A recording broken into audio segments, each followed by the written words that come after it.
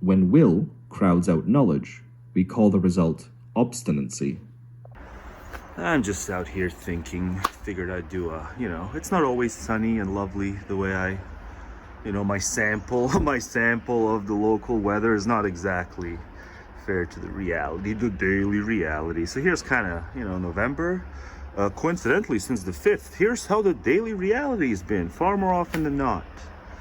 And so I'm just thinking, if I am of the Democrats, and I hear mean the party, if I'm in any way working for that DNC, even just as one of these staffers, some pollsters have overt DNC origins, if I'm any of these people, if I'm making my dough, if I'm buttering my bread because of the existence of the DNC, right? If I'm associated with this party, it's not that I would feel ashamed for having lost the swing states, right? Because if you look at it, the last number I saw, at least across 3 key blue wall swing states, was 230 some odd thousand K voters. They bled across those 3.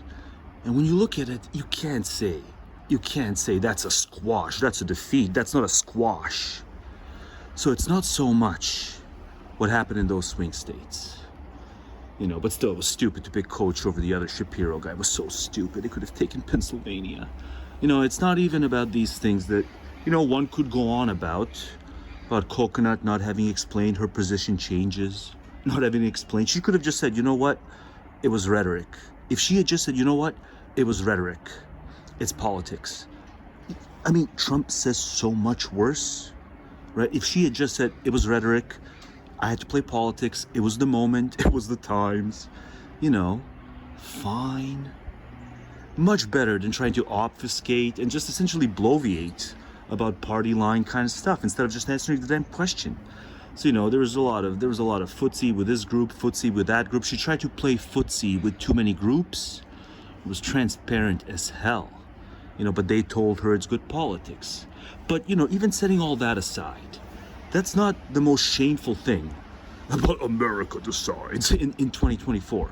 The most shameful thing for anyone who's ever worked for that party, or, even donated to that party, funded the stupid woke beast. Yeah, you funded the stupid woke beast if you donated to this party over the last, 10 or 15 years. Thank you for funding the woke beast. But it's not even that. It's not the electoral loss. It's in some way the popular vote loss because of how much ground he gained in these northern blue, Northern American, what was thought of as blue strongholds, how he gained in Jersey, New York, in so many of those districts, how he gained. Those were thought of as blue strongholds.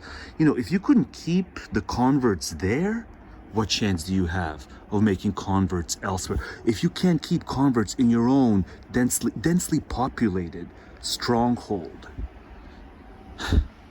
I guess that's how much of an outsized effect the internet is now starting to have. So Dems, you're just too sanctimonious for the internet. You Dems who fund and stuff, you're just too nice and sanctimonious for the internet, because you don't have it in you. This is why I joked that Barack would have said, "God damn it, son, if we had only had you." It's not for my expertise. It's not for my knowledge of all the facts. You may know more of the facts. It's just what America's looking for is a politician who's just more irreverent, and a politician's kind of base that's just more irreverent than y'all's are. Y'all's are too, sanctimonious, and here you're hearing something irreverent. You should have been irreverent enough to say no to the trans. You should have been irreverent enough to say, man was at least callous, as some of the parents and, their children were being separated in 2018. You should have lived it and then been able to say it accurately. But because you didn't live it, because you weren't, in many of your guys' cases, especially with the Dames, but in many of the blue men's cases, you just couldn't muster. When I think of some of the Sam Cedar, Matt Binder, Michael Brooks, God rest his soul, when I think of some of their indignation, these aren't men who were at ease being callous.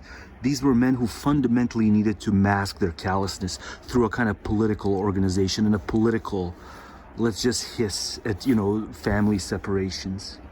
That's not where the populist is at. Sam Cedar, sanctimony is not where the populist is at. So, I joke that Barack would have said that, but in a way, I truly believe it. I truly believe that the next, the way to revitalize this party is to recognize what I said back in fucking August. Or at least it was uploaded by September, but I said it back in August. I said, man was at ease, callous. You gotta strike that, you gotta strike that note. That's how you play footsie with those who are electorally gettable. You don't have to say it, I say it overtly. You just have to signal, man was at ease, callous, right? And then whatever, if you're a liar, then you get in and you do a bunch of non-callous legislation. If you're a liar, but if you're like me, you keep the fort. He hates America because, you said it perfectly, Joe. Why does he hate them? He hates Perfect statement. Perfect phone call statement. America because somebody else is running America. Yeah, somebody else. And it's not Nimrod, and we don't know. But Richard, again, we always have done...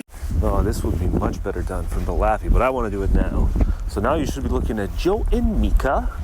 I did Joe and Mika some harm in Monster Embrace's life because, oh, how they do. But I did them some harm. So a few more words on Joe and Mika. By now we all know what Joe and Mika did. It's the exact same thing they did in 2016. Joe and Mika proved themselves to be sniveling worms. Proved themselves to be the best example, I would say, of the prostitutes. And then the more important question is, who even watches this seriously? I didn't intend to make that much of a mockery of that scene when I started watching that video, and yet you can't help but not take any of it seriously. And yes, including you, good reverend. Are you going to reprimand Joe and Mika, good reverend? No, lest you remain a good reverend, there will be no reprimand. I'll be the first to admit it if it happens, but as yet, I don't think anyone in their, sniveling circle has reprimanded them. I bet they've sought out the same kind of favor. These are the kinds of people who will always curry favor. These are the sniveling worms and the prostitutes of the US media who can't put things the way I put it. Evil psych versus rationalism. No, they can't do that. They too are patriots. They can't house in their brains that at least half the population is cognitive vermin. Why'd Limbaugh have the ratings? Why'd all the loudmouths have the ratings? Cognitive vermin need their loudmouth to affirm them. They can't be affirmed through logic and reason has nothing to do with it. And so much of the blue press is just bought into the exceptionalism kind of, sniveling toad exceptional. Oh, there's the exceptional ones. Will be sniveling little toadies around them. And those are the people who get to be the prostitutes. The best example of them. But then, who even watches this seriously? Who even watches Fox seriously? Why are there no serious voices? That one can just listen to seriously without seeing the naked, the brazen, personal and partisan ends compete. It's just about a bunch of personal and partisan ends competing. There's nothing ideal about any of y'all. Y'all are truly a wretched people, certainly epistemically. Who even watches these mainstays? God, we know who watches the stupid online mainstays. The demos on that are pretty freaking crisp clear. Young men listening to Joe Rogan. That's about as deep as it gets. But then, who even watches these Mikas and the God? It's just the people I did a lot of harm to when I hit the dinosaur end of the media. But, maybe I'll do some Fox segments too. But yeah, I just want to point out, when you think of the prostitutes, you think of those two. And how they maintain their very unimpressive gigs. When, the best of us weed out. David, I'll start with you on this. What's your sense It's all of where about the exit David. pick is headed here? Well, just given what one sees on camera, if you're too drunk for Fox News, you're very, very drunk indeed. So that's alarming. In 1989, President George H.W. Bush nominated John Tower, senator from Texas, for Secretary of Defense. Now, Tower was a very considerable person, a real defense intellectual, someone who deeply understood defense, unlike the current nominee. And it emerged that Tower had a drinking problem. And when he was drinking too much, he would make himself a nuisance or worse to the women around him. And for that reason, his nomination collapsed in 1989. You don't want to think that our moral standards have declined so much that you could say, let's take all the drinking, all the sex pesting, subtract any knowledge of defense, subtract any leadership, and there's your next Secretary of Defense for the 21st century. You don't want to think it, but it's what happened. Hang on, and then there was an apology. There was an apology. Bad from, so there must have been an apology. All right, Ed Luce of the Financial Times, thank you very much. Before we go to break, a little bit earlier in this block, there was a comment made about Fox News in our coverage about Pete Hegseth and the growing number of allegations about his behavior over the years and possible addiction to alcohol or issues with alcohol. The comment was a little too flippant for this moment that we're in. We just want to we're in a moment. Comment as well. We want to make that clear. We're in a moment. We have differences in coverage with Fox News, and she so doesn't want to do it. So just don't do it. You clearly don't want to do it. You know, I think he kind of wouldn't mind doing it as much, but she seems to really mind doing it. That's a good debate that we should have often. But right now, I just want to say there's a lot of good... what's a good debate? So they have differences with Fox, but what's a good debate? Clear. We have differences in coverage with Fox News, and that's a good debate that we should have. It's good to have a debate about differences in coverage. Often. But right now, I just want to say there's a lot of good people that work at Fox News who care about Pete Hegseth, and we'll want to leave it at that. Still ahead on Morning Joe. And just how, after so much toadying historically has happened, how can you still be in 2024 a toady? Well, we always look back at the toadies and make fun of them. Like, just risk whatever, you know, or whatever. Come to Canada. Don't come to Canada. No, don't come to Canada. Just risk jail time, but fucking don't come to Canada. But far be it from me to single out the prostitutes, such as Joe and Mika, and, you know, cohorts. God, I could go on about many other cohorts. You know, either they go into cliche resistance mode, or they just go into the stupid normalcy mode. But far be it for me to single out. You know, there was no necessity for the photo op. There was no... I get the comedic value because he did another one of these. So I get it from a comedic standpoint. I like when he does one of these. But, you know, they seem it seems heartfelt. And so it's the normalcy. It's the normalcy threat. If you've been watching me and you still won't grant that it's abnormal... How are you even watching me? But then it's like there was no need for the photo op. You could have just shook on it. Because, yeah, Fraudster won fair and square. So I get it. You have to shake on it. You also could have just shook on it and then let him be on his way. But no. But this chap brilliantly explains. Elite acquiescence and treacherous normalcy all around us. He makes it about the issues. Very well-informed observer. American politics, there's an audio version of it. Very well, civically informed article, just to kind of, you know, let's dust off the cobwebs here, folks. There's a lot of cobwebs. Let's talk realism. Let's talk reactionary, dull-witted morons and liars win. Let's talk the shysters win. It's kind of talking about how the shysters have won. You know, and they're gonna bulldoze a lot of stuff, and it's fact. It's all. You can trace all of it. It's all factual. I'll let him make the, you know, detailed argument. But this acquiescence, it's not just the Joes and the Mikas, you know, and their, whatever, reverends. The stupid, odd reverend role within the show that's supposed to be about politics. It's not just them. It's not just the lack of spine. It's as he put it, it's the dinosaur mentality. So I'm done. I'm done being a critical friend of America. I'm just going to keep the criticism. I guess I've long since been done. It's just kind of, I'm finally accepting it now. You know, I don't think something like this could have been written in any other OECD. I don't think something like this could have taken hold. What he exposes here could have taken hold in any other, because there's a sickness to what he courted. Watch the last video. Watch I'm Vexed by MAGA. Yes, evidently. And I'm done being a critical Frank to the Yanks.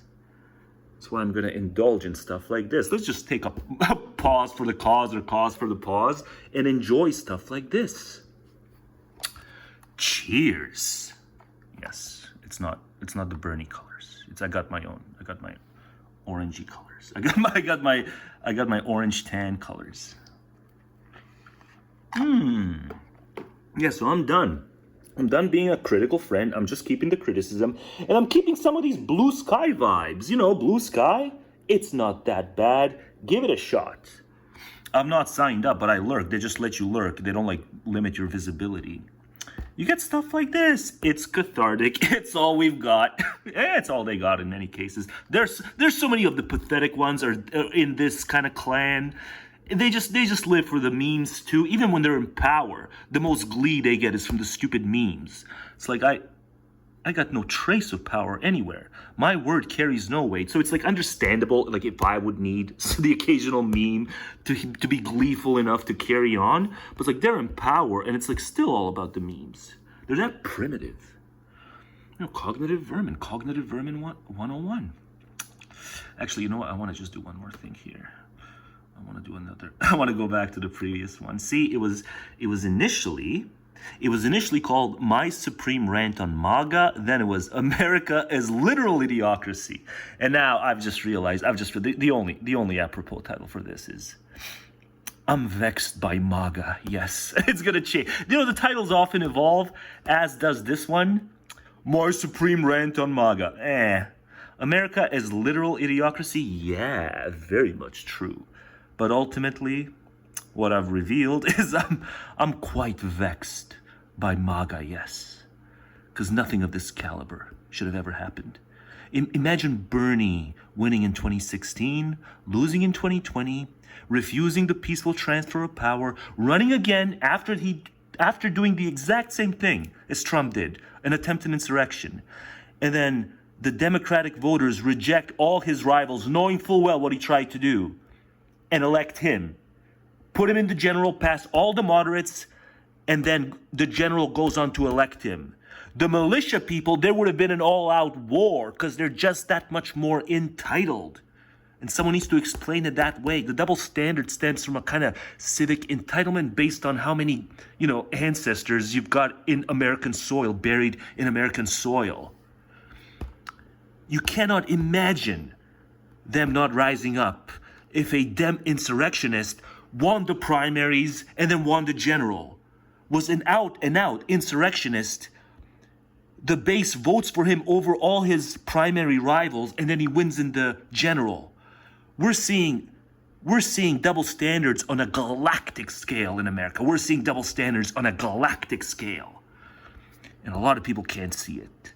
Even people I am otherwise chummy with can't see the sickness, the rot, and the spew.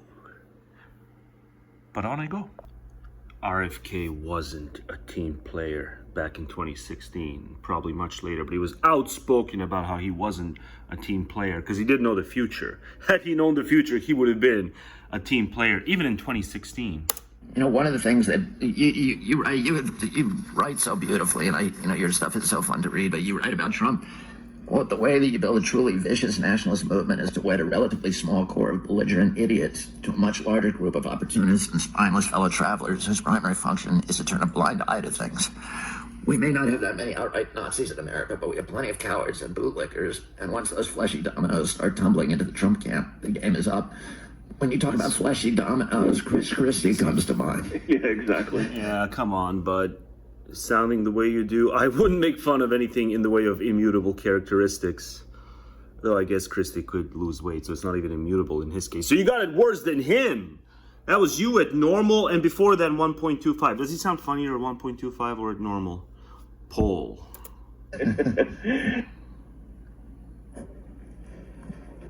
Wait, is RFK an intelligent person? No. Is this real? I'm not interested in your commentary, Destiny. There's another chunk coming up by RFK. Wait, why do these guys have such a good understanding of how this works? He's gonna show his hairline again. It is true that your big worry for people like Trump Trump is a dumb fuck. No, come on. Elon is probably not like a fascist in the same way that Trump might have like fascistic tendencies. But they sure as fuck see him as an opportunity for them to kind of like sell their shit. So they'll like hitch their wagon to his because they know that they can get further along the trail, basically, right? Play more RFK, Destiny. There's another clip coming up. See, I find out stuff through Destiny. RFK later concluded Trump was not Hitler because Hitler was interested in policy. True. Yeah. But he's been doing the like decades. For a politician to do is to appeal. The easiest thing for a politician to do is to appeal to fear. And you can see that every statement that Donald Trump makes, except fear of Big Pharma, is fear-based. Every statement he makes. No, we have to be fear of the Muslims. We have to That's just grounded caution when it's Big Pharma. It's just grounded caution. And ignoring that, you know, it did save a bunch of people's lives. Per their own testimonies, you know, there's antipsychotic drugs, other stuff. Yeah, it just saved lives.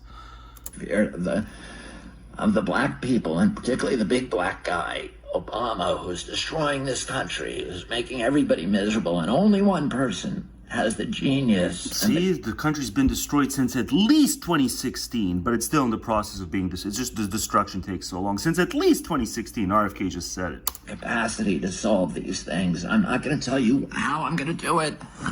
Just trust in me, vote for me, and everything will be great again. And of course, that is a really, you know, that whole thing is seductive. Like a carnival barker. Yeah. But carnival barkers make a lot of money. And, you know, as the most famous carnival barker of all time said, P.T. Barnum, you can fool, you know, let me paraphrase, a lot of the people, a lot of the time. A bunch of peas in a pod. It's a bunch of peas in a pod. You can't fool all the people all the time. And I think that's, and the way, and there's a strict, easy formula for doing that, and that is to just pretend people aren't Philistines. That's what it is. They just glad handing. Oh, you guys are so wonderful. The people are wonderful. I love to see your babies and to kiss them and to shake your dirty, filthy hands. Yeah. And then find an out group, demonize the out group, flatter the in group, and there you go. You're on your way. And fear with these hyperbolic promises. Yeah, but not fear of Big Pharma, as I said. You can't even make fun of RFK's voice on Joe Rogan without him getting mad at you. Like, what do you... Obviously. You cannot talk about how Israel obviously controls Washington and Washington's occupied territory. It's... Okay. A little bit too much Nick Fuentes content there, buddy, but okay. So obvious. But if you say you're fired... 3 cheers for fake static. You're fired. I hate that person. 3 cheers for fake Sensoria static. Why is that prison of lies? But yeah, that's true. I mean, so obvious. It's true. No, not that part. You cannot talk about how RFK's voice on Joe, talk about it in an alternative media, that's like a free and open. You can't even make fun of RFK's voice on Joe Rogan without him getting mad at you. Like, what do you... Obviously. You cannot talk about certain stuff that's just ball busting, and then there's certain just stuff that's just common decency. Gosh, but also, you know, the Muslims really screwed the pooch on this one. The Muslims, I haven't even gotten into it much. I'll let Scott do the talking. Abandon Harris is a group of Muslim Americans who campaign against Kamala Harris to punish her, in quotes, their words, for supporting Israel's war in Gaza. It's a psychodrama. You put the best words to it. It's a psychodrama for so many of these Muslims. Dearborn, Michigan. Yeah, fuck your Dearborn, Michigan. Stupid psychodrama. Scott explains it. You can see their website at abandonharris.com. One word conspicuously missing is Trump. Doesn't Trump support Israel even more than Harris? Doesn't he have lots of other policies that Muslims might object to, like the infamous Muslim travel ban? You can, if you dig hard enough, find a video in the FAQ where one of the leaders admits Trump is also bad. But, he says, if Muslim Americans elect Trump, then it will teach the Democrats not to take them for granted, and maybe they'll get more concessions next time. Yeah, that's the psychodrama part. I might criticize their strategy in more depth in another post, but I won't deny it makes a certain kind of perverse sense. More than that, though, something here resonates with me psychologically. I keep having to shake myself out of viewing this election as a psychodrama with 2 characters, myself and the Democratic Party. A digression. Back in 2010, when New Atheism was the big thing, I was in a college atheist club. The membership divided neatly into 2 groups. First, people like me who were young and liberal and philosophically inclined and thought it would be a fun place to discuss the big questions. Second, people who've been raised in a fundamentalist religion, been traumatized by it, had some kind of incredibly dramatic break, lost all their friends and family members, and failed to separate cleanly. There was still some splinter of the religion lodged in their mind. They hated it, and all they could do is constantly reenact their trauma by arguing against their faith in an environment where everyone agreed with them, and they would definitely win. These are the people who would spend the whole session droning on about how the first book of Hebedezah said King Shmog died in Beersheba, but the second book of Hebedezah said King Shmog died in Jerusalem, so the whole thing was a flimsy tower of cards that no sane person could possibly believe. I made fun of them, but they had more right to be there than I did. I was amusing myself, and they were fighting a psychological life and death battle. I hope they found what they were looking for. This is how I think about politics, too. Some people are just there to discuss industrial policy. Other people, well, the right-thinking liberal establishment is a lot like a fundamentalist religion. You grow up believing it, pre-consciously and absolutely. You see some cracks in it, you freak out, you go through a multi-year period of will I or won't I. You know, he shouldn't say, he means small L liberal. Like 90% of the time he says liberal, he means small L liberal. He should just point out that, he means what he talked about as the open society. He means the open society, which is, above all else, we must preserve intellectual freedom. That's what he means when he says what he said. You'll eventually, however he put it, right thinking. Find some stable point just within the periphery. I was amusing myself, and they were fighting a psychological life and death battle. I hope they found what they were looking for. This is how I think about politics, too. Some people are just there to discuss industrial policy. Other people, well, the right-thinking liberal establishment is a lot like a fundamentalist religion. You grow up believing it, pre-consciously and absolutely. You see some cracks in it, you freak out, you go through a multi-year period of will I or won't I, you eventually find some stable point just within the periphery or just outside of it, and either everyone you love abandons you or they don't. You'll always have a little splinter of it stuck in you and you'll never be entirely happy. Why do you think people can make infinity billion dollars starting an anti-woke Substack? Who's paying that money? Not psychologically well-adjusted people with no wokeness-related trauma. Yeah, it's just another strand of losers and suckers. It's my guess. Paying someone who does Substack. Imagine paying someone who does Substack. Like, your Substack's so impressive, I'm going to pay you to do more Substack. When you're in that state of mind, you end up God, that traumatizes me, the existence of people like that. Those Muslims in Michigan. Yeah. Your world narrows to a two-character psychodrama between yourself and the Democrats. In this psychodrama, the Republican Party is an off-screen character, mentioned but never seen. It fills the same role as Emmanuel Goldstein in 1984, a formless target representing either everything you hate or everything you hope for, depending on how the psychodrama goes. Nobody knew Emmanuel Goldstein's position on tax rates, and it would be insane to ask. When I feel tempted to hoist the black flag, it's not because Trump has good policies. It's for the same reason as the Muslims in Michigan. My world is narrowed into 2 points. Yeah, but then he thinks better of it because he's Scott. But, the Michigan Muslim people can't think better of it. So, for example, Kamala Harris threatens to put price controls on the economy. This is horrible and activates a whole complex about Democrats being economically illiterate, mobocratic socialists out to destroy economic freedom. Fine. Yeah, it's an overreaction. It's, it's just it's going to make certain things underperform, but it's not what you're a stupid little... Yeah, I guess you do have the psychodrama. She deserves this. But when I zoom out a little, Trump's economic policies include rolling back Federal Reserve independence, auto insurance prices falling by 50%, in quotes. How? Does he think auto insurers will voluntarily choose to do this? Trade wars with other countries, limits on the importation of food, and price controls, admittedly less general than Harris's. I don't want to argue about whether all of those add up to being more economically illiterate, more anti-capitalist, or more dangerous for the economy than Kamala's price controls. My point is that the part of me that gets angry about Kamala's price controls has no opinion on any of these things. A long time ago, I wrote about the difference between in-group, out-group, and far-group. Link in post. That was a great post. In-group and out-group, you know. But how come people have stronger emotions about Ibram X. Kendi, or Chris Rufo, than about Kim Jong-un or whoever's committing the latest genocide in Sudan? Yeah, it's true. I hate Chris Rufo more than any of those overseas people who are committing horrible acts of violence and such. I hate Chris Rufo more than I hate Kim Jong-un. Because, you know, Chris Rufo is the near outgroup, whereas Jong-un is the far outgroup. It's not because you're American and naturally care about So, you know, even I'm not fully absolved of all these. I finger point a lot, but even I'm not fully absolved. affairs. How about that Brazilian judge who banned Elon Musk's ex? It's because all those guys are part of your psychodrama, and some Sudanese psychopath isn't. Well, Kamala Harris's price controls are my outgroup. Donald Trump's setting tariffs is my far group. You're a weird one, Scott. I don't know if anyone besides me and that handful of Muslims is in this exact situation. It sure looks like Donald Trump appears in many people's psychodramas. You can tell because they can't mention his name without an outburst of Orange, Hitler, Cheeto, Fascist, Tiny Hands, Nazi. Yeah, people who do that and who get invited to, you know, prestigious news organizations, to, you know, segments, primetime segments, and they talk that way. Oh, man. It is, you know, it's TD. It's not MDS, but it's TDS.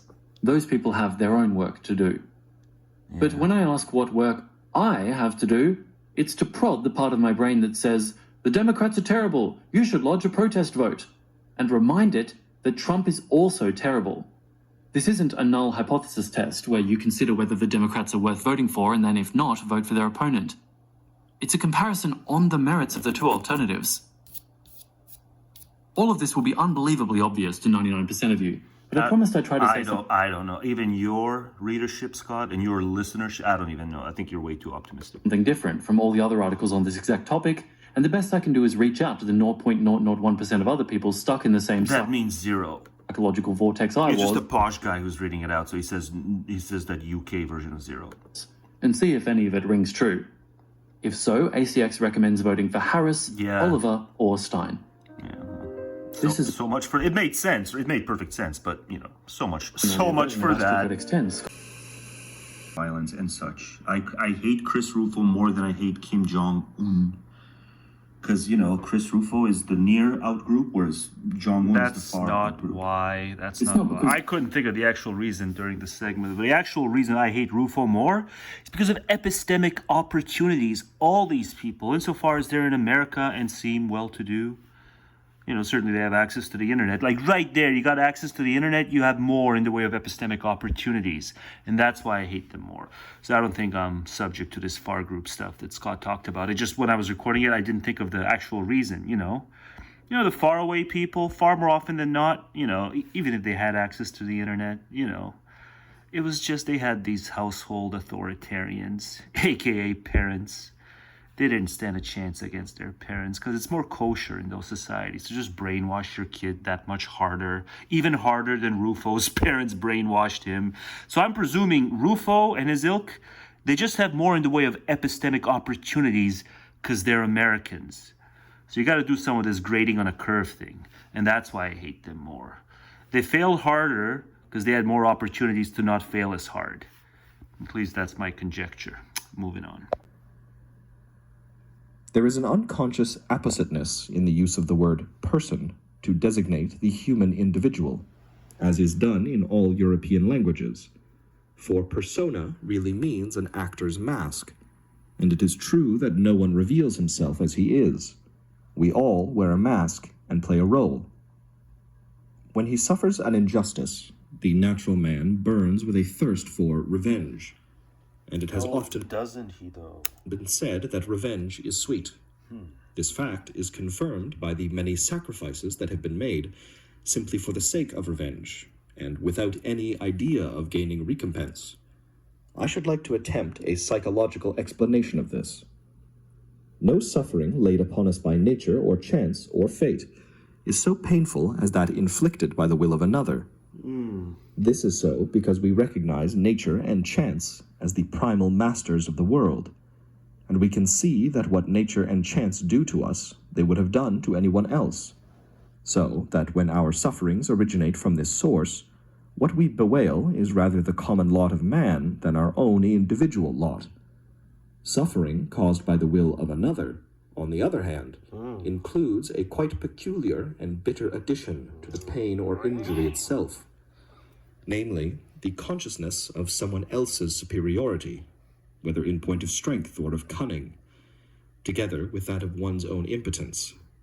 Recompense, if recompense is possible, can cure the injury done, but that bitter addition, the feeling, and that is what I have to put up with from you, which often hurts more than the injury itself, can be neutralized only by revenge, by returning the injury, either by force or by cunning.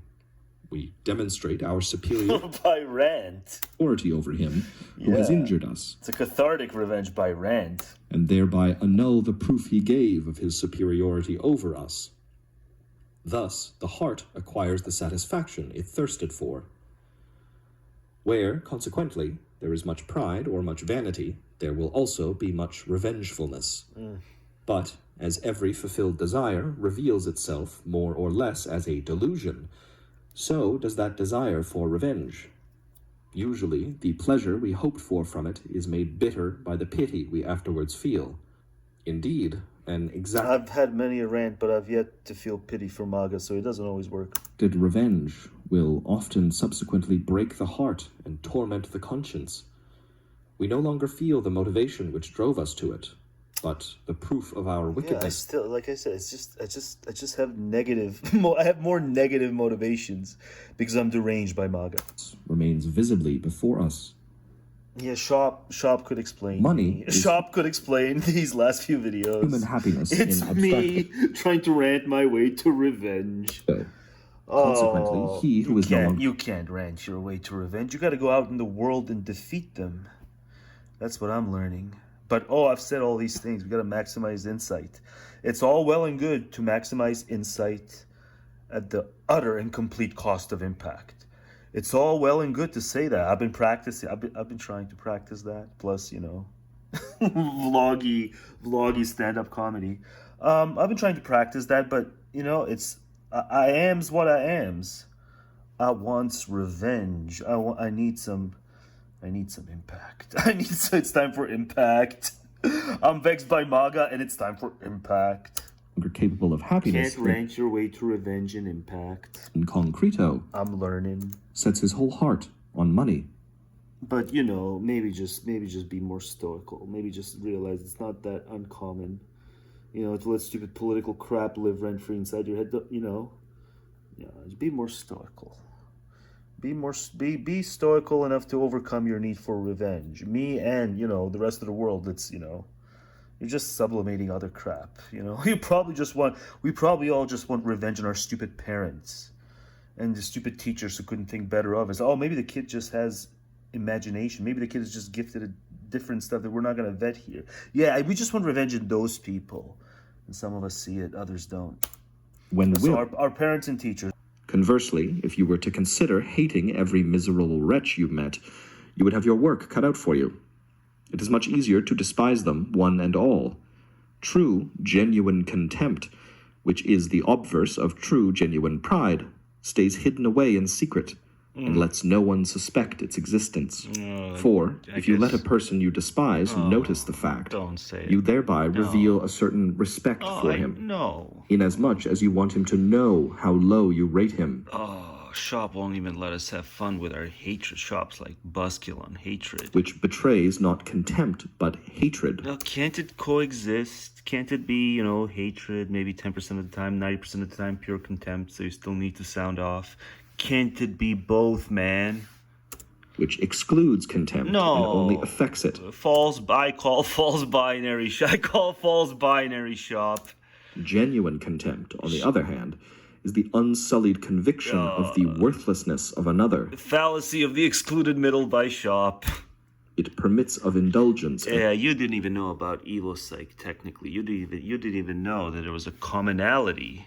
You wrote as if, you understood we were continuous with the brutes. You all but said it, and you said it even before we had, evolutionary. You didn't read Darwin. You died before Darwin. God, you poor guy, you died before Darwin took off. And yet, he wrote correctly that we are continuous with the brutes.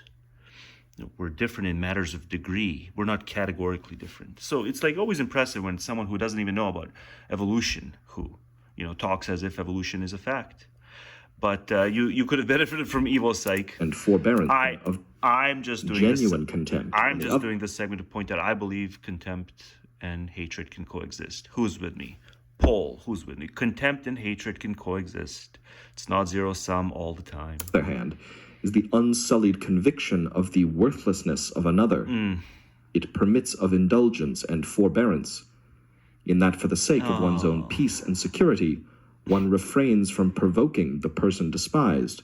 Yeah, if you know they won't listen, what's the harm? Like 99% sure none of them will listen. Capable of causing... They'd need an attention span, and they'd need something other than a short fuse to withstand criticism. Injury. If, however, this pure, cold, and sincere contempt does ever reveal itself, it is requited with the most sanguinary hatred, because it is not within the power of the person to spot. But, also, it's a group, right? So maybe I have contempt for, 90% of the group members, and then hatred for the other 10%. I guess the fact that Chris Rufo is, successful, it's kind of, that's hatred-worthy. To requite it with contempt. Yeah, so if, it's not so much Rufo, it's the fact that he won the stupid digital lottery. It's whoever would have won. It's he is the interchangeable part. So whoever would have been in this slot, had he not won the stupid digital twatter lottery, I would have hated whoever his fill was. He would have had a filler. Yeah, there, I made it all. I made it all work. I'm innocent per Schop psychological scrutiny. Hard-hearted. It's true. It's nothing about them. It's even Elon. There would have been someone else had it not been Elon. It's nothing about their peculiarities. It's that they fill a kind of role. That's the role of the rascal and the scum. And the person who just will give permission epistemically for the political tribe to have a permission structure to believe just anything. These are people who will make themselves believe in anything. Everyone has sufficient troubles of his own to bear, or thinks he has. What, on the other hand, makes them so inquisitive is the polar opposite of suffering. That is true. Boredom. Oh, ennui. No, never experienced that. That's for those who lack imagination, Schop. You should have said that here. If you want to know how you really feel about someone, take note of the impression an unexpected letter from him makes on you when you first see it on the doormat. God, wouldn't it be awesome if we still lived in that kind of culture where we just handwritten letters? Sincerely. What is it? That was one of my sincerely replacements. Hormonally yours. Hormonally yours. 3, 2, 1. It's actually seeing the static. Serious question, what is neoliberalism? Neoliberalism is literally whatever you want it to be. Just on universal programs, because that... We didn't give you the PRO Act. Don't be ridiculous. We're not going to actually promise. But how many Democrats supported the PRO Act, and how many Republicans? No, but that's my point. Oh my God, seriously? Why does Crystal always go for the fucking low blows? We're trying to talk about He's just having fun here. Change here, not fucking people that vote in Congress for shit. What is she talking about? Who supported it? What? It's so bad. Genk is so bad. Destiny has to be on Team Crystal, but sarcastically. Members of the House and the Senate? Does she even know where bills come from? I don't remember that in the cartoon. Get her back on track, Genk. They only support her, not support stuff, because of the donor class and the corporate donors. Yeah, so he says, he's mocking the whole donor class term, but it's funny. I've never used this term until a few days ago when I was ranting outside. So I went on and on about the donor class initially, not now, but initially, the donor class. So it's just interesting that, he's always using the term sarcastically here, but, it is still a term that should be used sometimes to actually... engage in analysis, the donor class. But here, he just constantly refers to it sarcastically. Corporate Genk, it's not that passe. It's more passe than, he'd like to admit, but it's not that passe. Supporter, not sports. I think he understands that too. It's just because, against him, you can't help but mock the term. But I use the term coming up next when I'm outside ranting. And I make a damn good point. The donor class and the corporate donors and the corporate Dems and the billionaires. The PRO Act, don't be ridiculous. We're not going to actually promise. But how many Democrats supported the PRO Act, and how many Republicans? No, but that's my point. That's my point.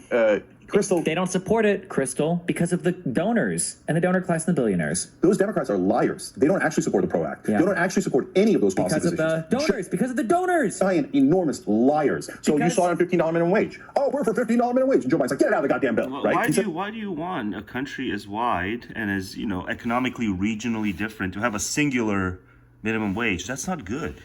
Unless you get some kind of caps, like, businesses with less than 100 employees don't have to abide by it. Businesses with more than 100 employees have to abide by it. Something like that. You gotta have you gotta have granular legislation when it comes to something like minimum wage. But it's just so stupid. A country as wide as America should have a singular minimum wage, top-down federal level. It's so stupid. Look up purchasing power in wherever, Wyoming versus New York. Said in the first interview in the Super Bowl, he said, "Oh no, we can't." It should not be a one-size-fits-all kind of. $59 wage. Why? And I remember talking to people in Congress saying, "Oh, Cenk, what are you worried about?" I guess I'm controlled by the donor class too. It's guaranteed. It's guaranteed. Nancy Pelosi told us. But yeah, coming up next, I make a wicked point in terms of how the donor class initially was, was something very different. Right? And what did we do? But also, I cannot fail to also mention how much of this was originally donor class based, and now the tail wags the dog being the donor class. And the internet, people on the internet once upon a time were able to see straight through that. Isn't it coincidental that it was always the donor class, if we may refer to them as such, but really these people with disparate interests who are excessively wealthy, and because of their excessive wealth, for decades, they'd been these official donors, and a donor doesn't have to agree with the party they're donating to on that party line from A to Z. But nonetheless, because the donor is investing so much into it, at the end of the day, it was certainly in their monetary interest, if not also their ideological interest by osmosis. It was always in their interest to portray political reality and political grievances in this excessively one-sided way that flattered the idea that you got to vote for one of the two parties. If you're not voting for one of the two parties, oh my God, right? This is the donor class needing to get its money worth originally. Right. Now it's in the bloodstream of the fucking internet. The average internet talking head with an audience is likewise convinced that, man, if you're not voting my way, you're the enemy. That's the core divide. It's how are you voting? That's certainly American political life. And for decades, it had been powered from the top down by the donor class. If you're donating straight to the Republicans, never to the Democrats, you don't have to agree with everything the Republicans spout.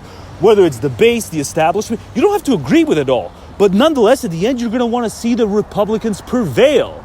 It's your pet issue. You're the donor. So it was top down. I remember an internet that saw through it.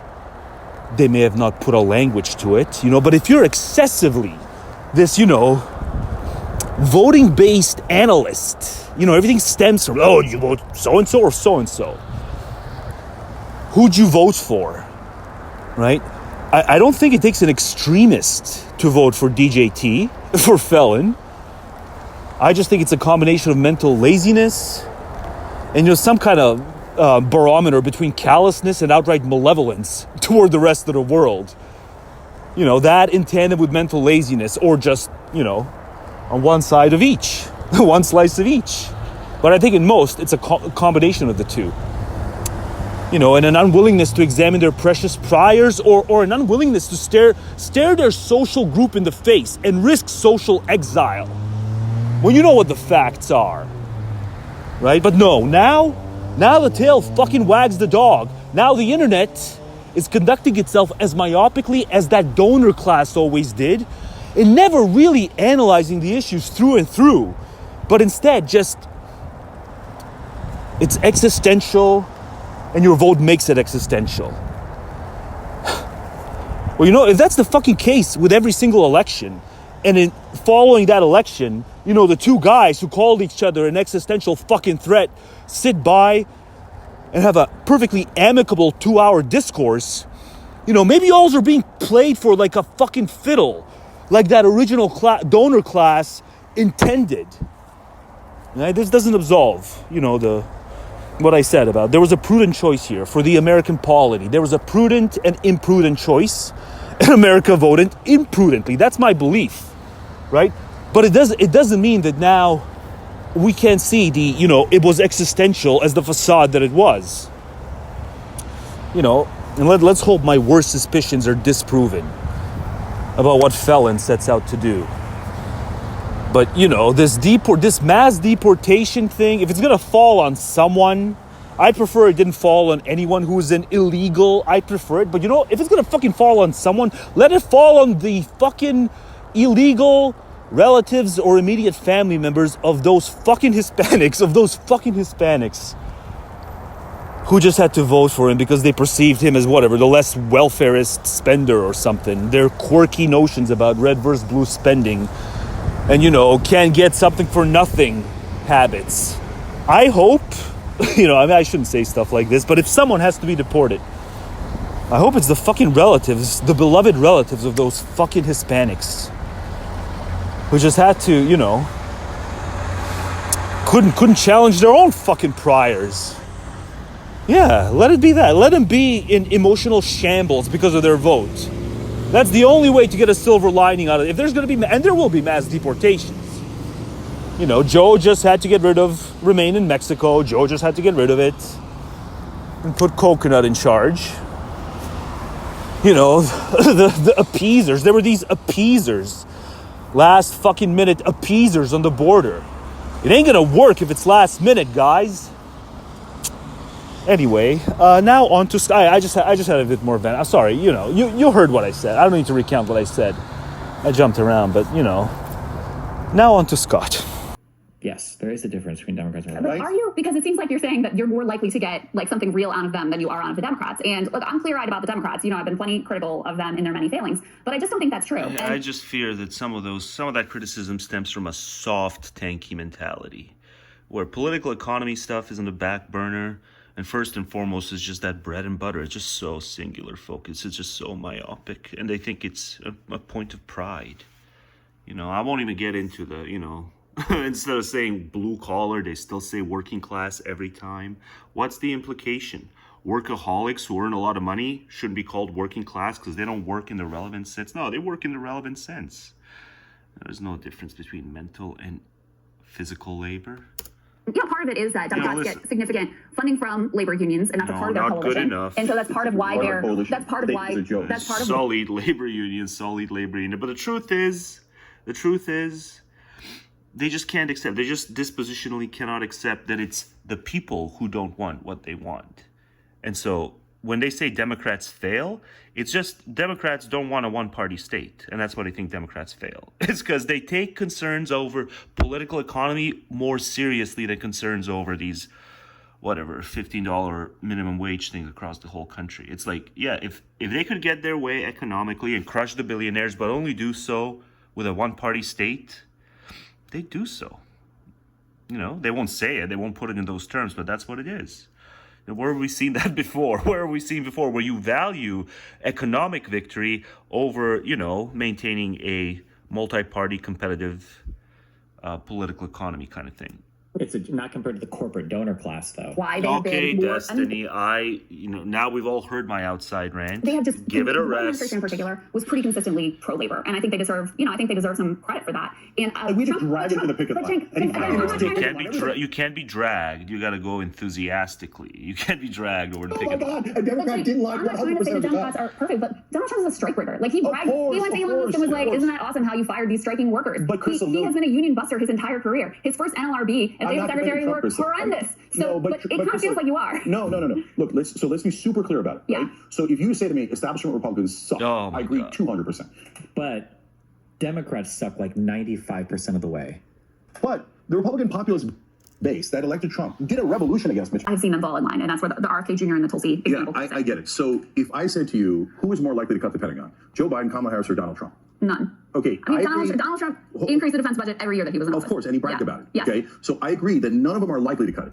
But with Trump, because of his right-wing base and his desire for popularity, I have it at possible. With Biden and Harris, it had a 0% chance. You get the sense that for these folks, it doesn't matter what actually happens in the world, external to America or within America. If there's some successful operation, takes out as many folks as, were taken out on 9/11. It doesn't matter what happens. The Pentagon budget must always be slashed. Not just even reduced, but slashed. Because they work for the goddamn donors. They the donor class. Hey, enough. Not the donor class. Enough. That's enough. Pipe down. That's enough. You're making me self-conscious.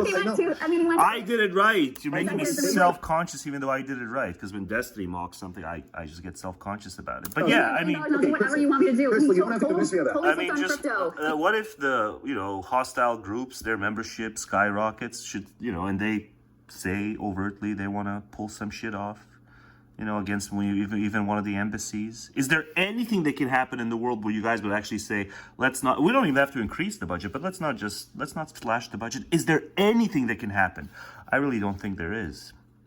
Because anything that does happen in the world that is kind of against the free world, the free world must have brought it on in one or another way. That's the problem. It's like you guys need to understand that there's a lot of events that occurred that they're disassociated from what happens over here. Non-American polities have agency. Non-American polities have agency. I have no illusions that I can win a debate with Destiny, but he is wrong to be pro-donors and get mad at paid leave. What are you just as a quick heads up, big and donors are two of the most retarded words you will ever hear from somebody. Like, if they say that, you can probably ignore everything they have to say about politics. Anytime somebody's like, the donors. Yeah, he does that a lot. You say something that sounds dumb to him, it's like, you can ignore everything else this person says. It doesn't work that way, my man. People have strong and weak points. Class, the donors class.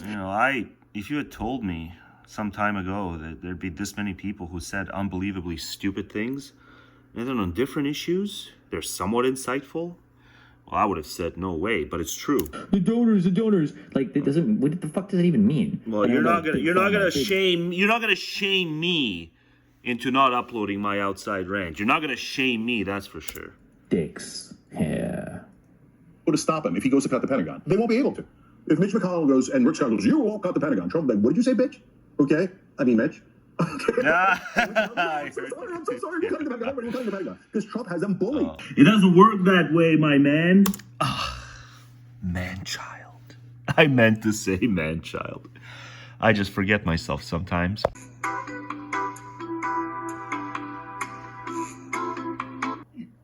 There should always be a libertarian in the room. It doesn't have to, I know what he says, but I'm just gonna say, it doesn't have to be a libertarian. It doesn't have, like, he thinks, like, just psychologically, like, it's not gonna be biting enough unless a psychologically invested libertarian asks the question. No, it's about the question. It's a damn good question, but you don't need to be libertarian to ask the question and care about the answer. Ask the question, should we do anything at all? Mm-hmm.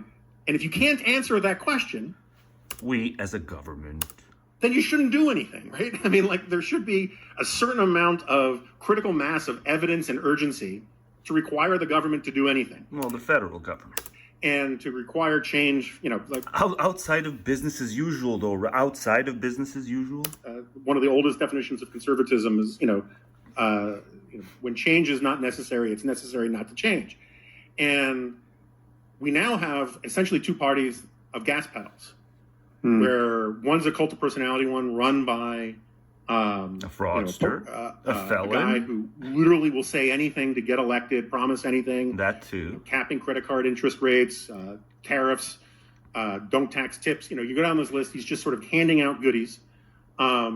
And then you have another party that is... But he hates the right... You forgot to include it, but he hates all the right people, or he spouts it, and they believe it. They need the great man. That's why they often believe in the great man theory, because they need one man to hate all the right people and to kind of beat them politically. So many of them subscribe to the great man theory. Like, for them, fraudster is going to go down as one of the great men of history. Sort of hiding some of its ambitions because they want to get elected. These people live in their politics. These people live in their politics. Which I find a sign of societal health. But also ambitions because they want to get elected, which I find a sign of... the Dems. Sort of hiding some of its... The Dems are hiding. Because they want to get elected, which I find a sign of societal health. But also does not see any sort of limiting principles to what government should do. And I want limiting principles to what government should do. Yeah, but then, okay, let's have it. But then let's just also admit it is far less likely we're going to do something about stuff like climate change. Right? It's looking unlikely now, but like if then you put the banger on, limited government really is just minimal government, you conflate the two, it's just admit it. It's far less likely that anything will be done on CC. So read into that whatever you wish, but it's just factually true. And so we can agree, but then it's also, we're also kind of ever more doomed it's not going to be a collective action problem that is solved by anything other than state power. So if you don't like too much state power, there's just certain existential risk problems that are just not going to be solved. Ooh. And I think that a conservatism that is not... I don't think you'd like that either, but I don't think you've thought about it far enough to really have to choose. This is a choice. Longer conservative and doesn't try to conserve liberalism isn't worth... NGOs aren't going to put an end to climate change. Serving, like one of the jobs... Because the truth is, putting an end to climate change entails a lot of self-sacrifice, which, your way of thinking, gives cover for not doing. That's just the fucking truth of it. I don't like that fact. But there are certain threats. It's like, it just is the case that, like, let's say, for every 10 threats, 7 of them, they just require state power, or people are not going to act right. We're not going to get those 7 out of 10, your worldview. So you should just fess to it and acknowledge what the actual threat consists of. Conservatism would say the Constitution matters, and that you can't exceed it without making a really strong argument. And Trump doesn't give a rat's ass about the Constitution. And I think institutionally, a lot of the left doesn't give a rat's ass about the Constitution. They don't like the idea of constraint. They should at least read, it took the last 4 years for me to properly sit down and read the Constitution. This should have happened there should have been reason for me to do it much earlier. It took a figure like Trump for me to sit down and read the damn things like, oh God, it's going to be bad constitutionally, and this fucking matters. And so it's basically institutional popular... Constitution is a sort of guardrail of American political life. All lefties, all progs should know it. They don't care enough. Elite sort of populists in their logic. They're like pre-Trump me. They just don't care enough. Versus more traditional sort of William Jennings Ryan populists in the form of Donald Trump. And it leaves me, it's the reason why my podcast is called The Remnant. I'm just sort of left on the sidelines in this. And Sam feels like he's also left out. Yeah, well, you and I are... but I don't know if Sam really cares that much about the Constitution. One mind. It's harder as a secular... It's harder as a secularist to care that much. There's some divinity theses here. It's just harder to care as much about the Constitution because they care so fucking much. I think, though, I can care enough about what's constitutional or not. On that front, I mean, it's. I think even if you're a Democrat who's never been tempted, it's a guardrail. We need a guardrail. It's about as good as a guardrail as any. But I ain't gonna revere the Constitution like some of y'all. And you think you never will be tempted to vote for a Republican, you should still want a healthy Republican Party and recognize the price you're paying to not have one. Sam's right. Sam's right again. And it's, just take one fact that I think is diagnostic for just how far things have unraveled over there to the right of center. Oh, God. The fact that there are members of Congress who will tell Mitt Romney and Liz Cheney that they would have voted to impeach Trump, but they were afraid for their lives and the lives of their families. God. Right? I mean, just the fact that there's that. Oh, God. It's beyond terrifying. Kash Patel is beyond terrifying. It's true. It's true. There's receipts. Kash Patel. They say even Trump loyalists fear him. That's how next level this shit's getting. Even the Trump loyalists. Well, it's true. A lot of the Trump loyalists now, for a while, have been driven by fear anyway. So many of them who've come on board. They came on board through fear, let's face it. But, especially like with Kash Patel, it's like, it's beyond terrifying, but I still maintain there'll be enough of the ones on Twitter, the most vermin-y of the cognitive vermin. All they need to know is that he's being attacked by some members of the outgroup. That's all they need to know. They will defend Kash Patel. They will defend the guy who just goes man who went rogue. That's Kash Patel is man who went rogue multiple times. And yes, another one of these, Kash Patel. But Twitter, the Twitter blob will defend him just because they know. Just because they know he's triggering the right folks. He's triggering, what's her name? Her name is Plott. What's her name? That's how they know. Hang on, I want to load up her name. Her full name. Her name is Plott. What's going on? I can't load it up. Her name is Plott, I swear. Her name is Plott. It must be a plot. And a plot. It's a plot. It's a dame. It's a dame who's out to get MAGA, like Kathleen Kennedy's out to get Cartman. It's a plot. Journalist dame out to get MAGA. I were to profile use him and I went to look at a statement you'd made once about where you were born, I'd probably take it on good faith that you were not lying about that. Yeah. Every once in a while, I will fudge my age, when at the gay bar, every once in a while, But besides that, I think you could verify everything else. So Kash Patel, this was not the case with him. I soon found that even the most kind of basic, take it on good faith information like that, like I would really have to dig in. Tim's gay and it's all a plot. And check. I know you just wrote a piece for The Atlantic. I just finished reading it, all about Kash Patel. I'm saying his name correctly, right, David? Kash Patel? No, Katie, Yes, no. Anyway, You're just supposed to be super amped and not worry about whether you're saying it right. Nice work, me. You're supposed to be super amped because it's just such a fun name to say. You can just see it's a fun name to say without worrying about whether you're doing it right. It's Kash Patel. And the more you read, the more you just want to do segments. Just saying, it pays off. It pays off. And that was waffle number 5. It pays off. It pays off to just say. It pays off to just say Kash Patel. I mentioned to all my followers that Kash Patel has been named, or I guess President-elect Trump says he wants him to be the new director of It's another one that just makes you go, it just makes you deranged. the FBI, which means he would... See, I only ever have negative motivations. I only ever have negative motivations when I start thinking about like getting my hands dirty. Because of what a sense is like, only I can stop them. Only I can stop. It's like, but you got to get your hands dirty. But I know I can stop it. It's just, it takes a lot to ascend, and integrity is not one of the things. As Kash Patel shows, would have to as fraudster being reelected shows. Fire Christopher Ray. You just have to sound off and seem like you hate all the right people. You might not, but you just have to convince the rabble that you hate all the right people.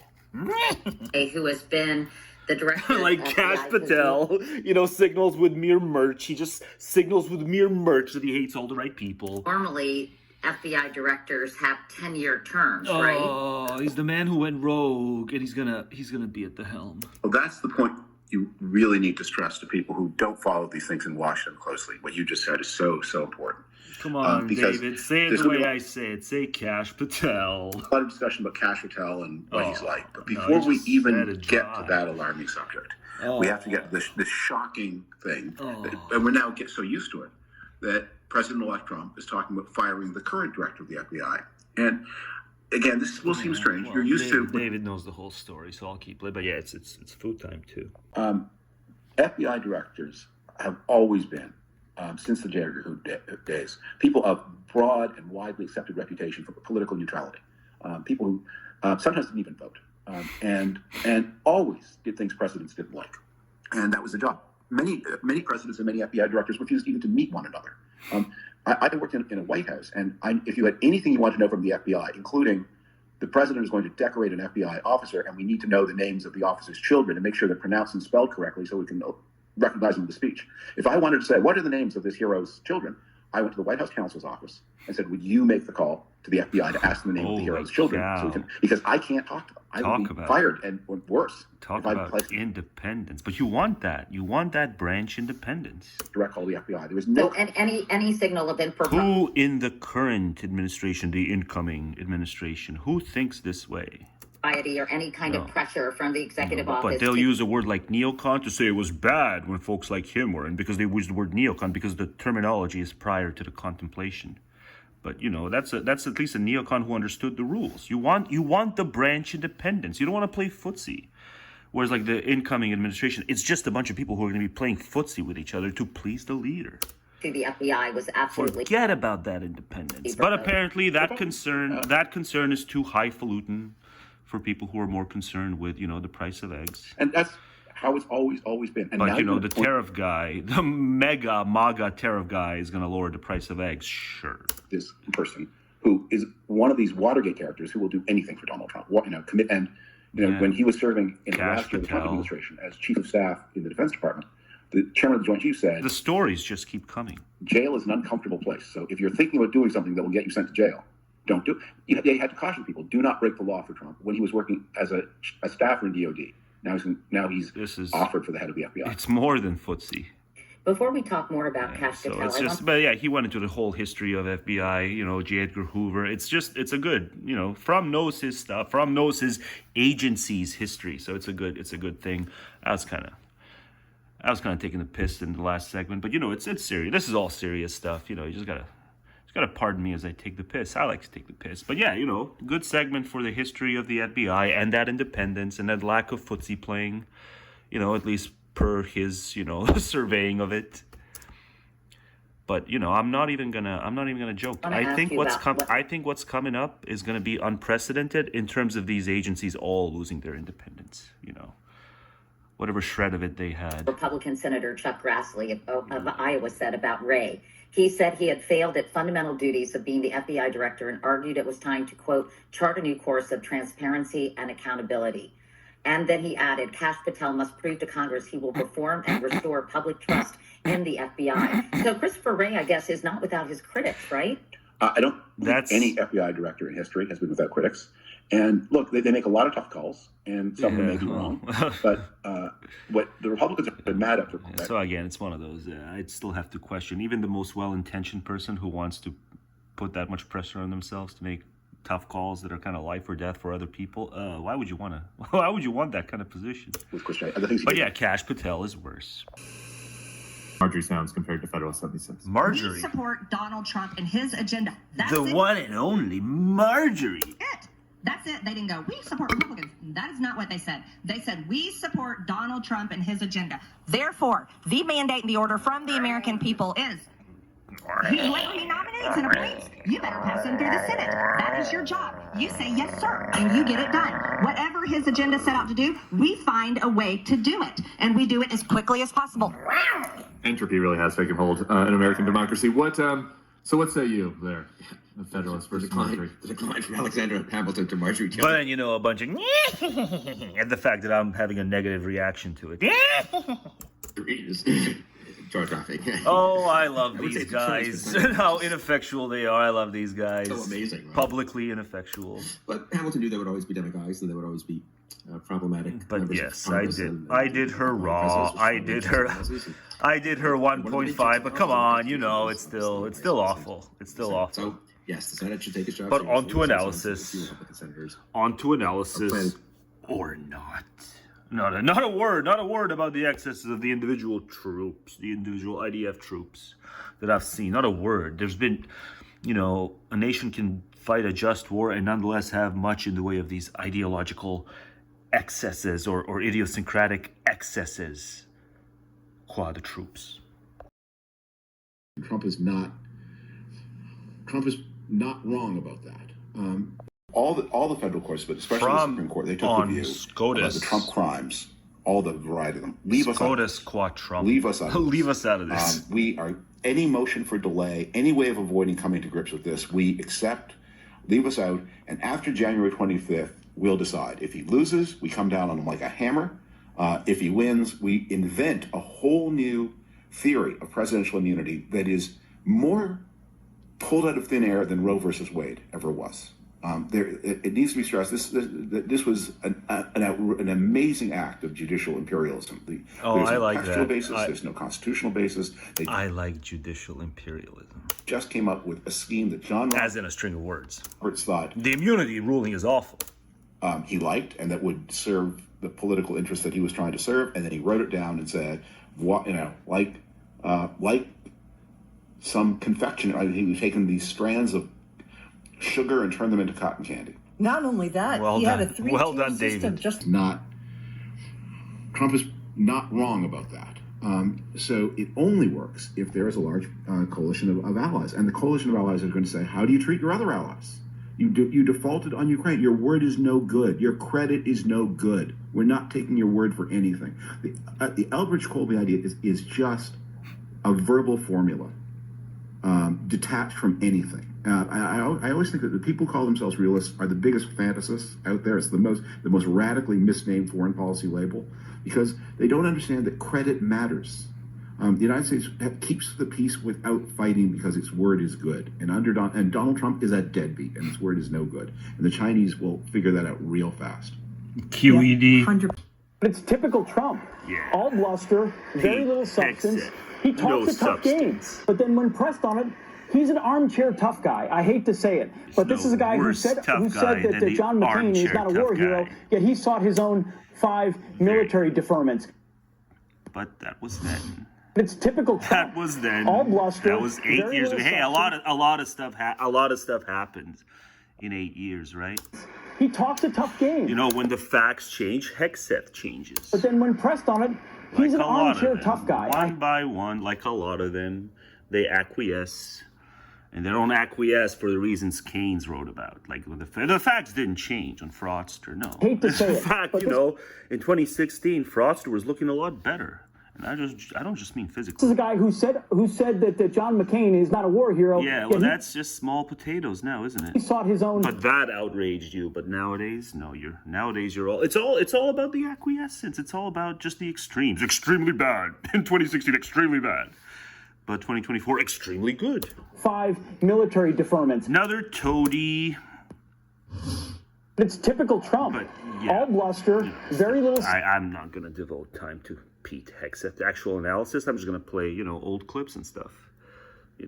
Certainly I'm not going to devote more time to this guy than I did to Kash Patel. Certainly not. But yeah, 2 peas in a pod. Substance. I've written about this today. People haven't listened to my one sentence bit It's Luigi. People haven't listened to my one sentence bit is murder is still bad. Nothing good is achieved from vigilante murder. Yeah. Even if you don't like the person getting killed. And I do think this vindicates my decision not to join Blue Sky. Because the reports on Blue Sky I said one nice troubling. thing. I said one nice thing about Blue Sky early in this video. I might not put this in this video. I might put this in some other video.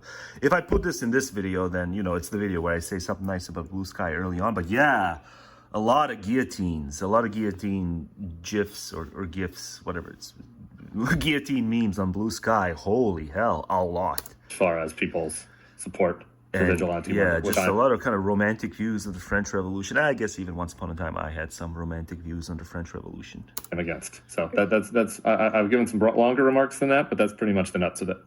I do think it is a real experience to toggle back and forth between X, formerly Twitter, and Blue Sky, because it's just different people yelling at you. Different people. Every time someone calls it Twitter or X, it's like, oh god, I'm still uninfluential. People still haven't picked up. It's ought to be called Twatter. New names. And so I am getting called a faggot.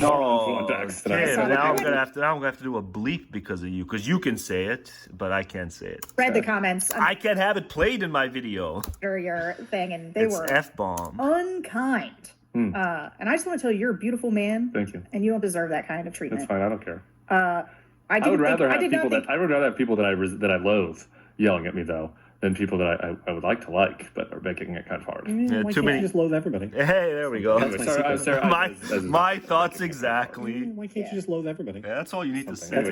My thoughts exactly. Why can't you just loathe everybody? Yeah. Something. Anyway, Hey, little kinky. Why can't you just loathe everybody? It's kinky.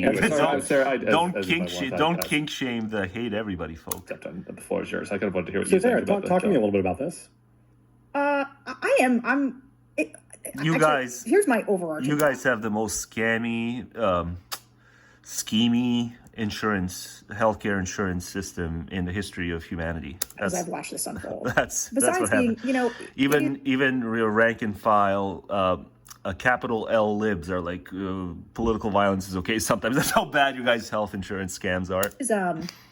If you're paying into it, you gotta know right away. If you're paying into the stupid thing, you gotta know exactly what will be denied versus not. It can be like you get the cancer and then you find out, even though you've been paying into the stupid thing for like 20 years. You're paying into the stupid thing, it's kind of eating away at your paycheck bit by bit, and then you get the big thing, and then it's like, oh no, we can deny it, and we can use AI to deny it.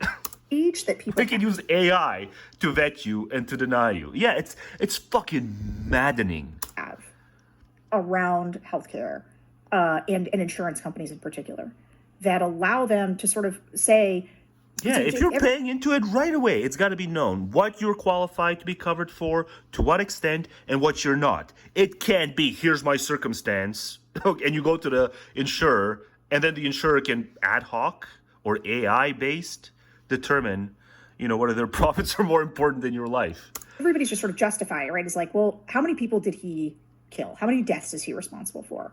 And this is a philosophical thing, so killing versus letting die, but this video is not about that. But yeah, if you want, just type in killing versus letting die, and then there's the whole other angle to it. An intellectual exercise, turn this over in your head. And number one, anybody, I think, who is in a position where you make life or death choices, right? You could say this about a president, you could say it about somebody who runs lots of companies. But this is too long. I can't put this in the last election. My very last election video, I wanted to put this in there, but it's going to be too long. When the way that people are reacting to this, and the way that it seems so... I did these 4 post-election analysis videos. I know where I'm going to put this because of the I hate everyone thing. I'm going to put this in social canard. Yeah, it's a social canard. I guess it was on your video, Tim. People seem to think that you had suggested or bought into the trope that these were left-wing folks. And I only watched half your video, so I did, but I didn't see you say that. I did not see you call these folks Democrats. But the comments were all about no, this is bipartisan.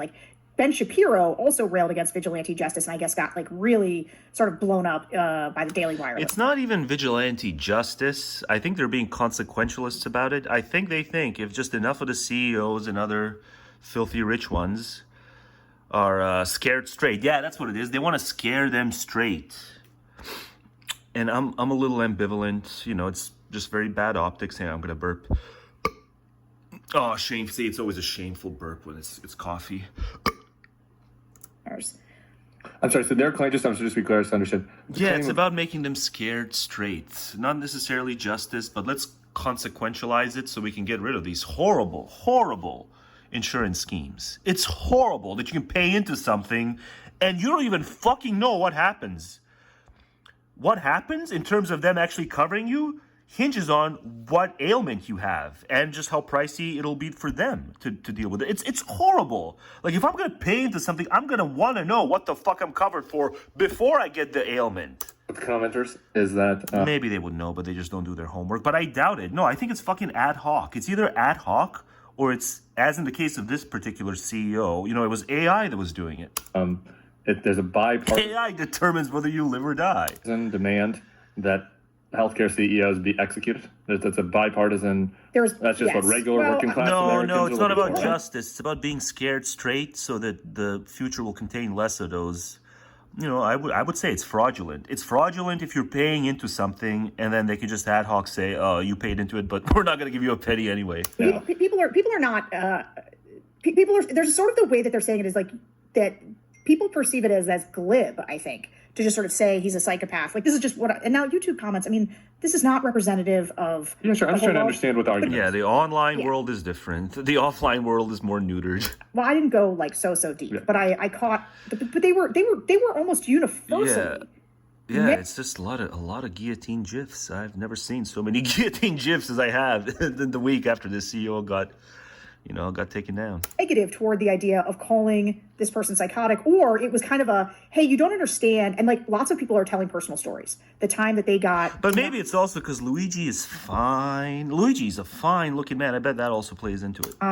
It's easier to romanticize bad ideas and vigilante justice when the vigilante is fine. Kind of like with Dexter. For a double mastectomy follow-up. I just saw a lot of personal stories. Here's my... Dexter was fine. Thing. Seeing how people are talking about this. It feels like Democrats could have run on this issue. Holy hell. It feels like they're... Kamala with a... Yeah, instead of... no, not on hurting somebody, but on healthcare. Instead of whatever GIFs she utilized, she could have utilized the guillotines. I hear you. What? Tim doesn't like it.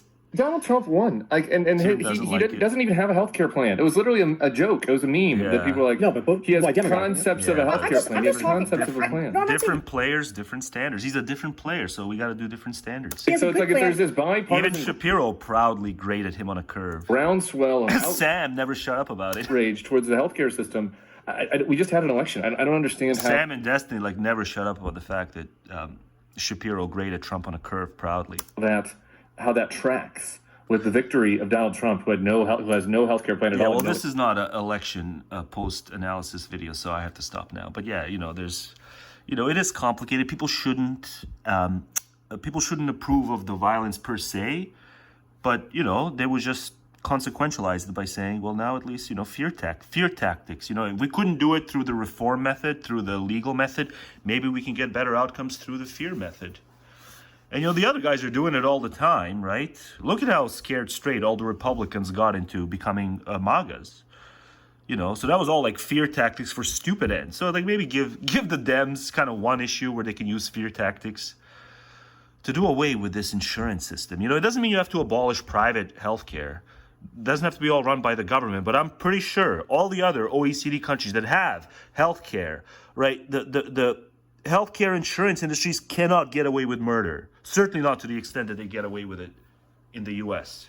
Using murder figuratively, but maybe not, depending on how the philosophical argument goes in terms of living versus letting die versus murder. Man, look at it go. Look at it go. Under the bus. Not now, Kamala. I haven't seen it. No, you not now. I'm speaking. We gotta do that slower. Not now, Kamala. No, you not now. I'm speaking. Yeah, no, you're not. No, you're not. Hang on, I gotta. Not now, Kamala. I gotta slow it down. I'm speaking. I never saw this before. Right under the bus. No way, it's a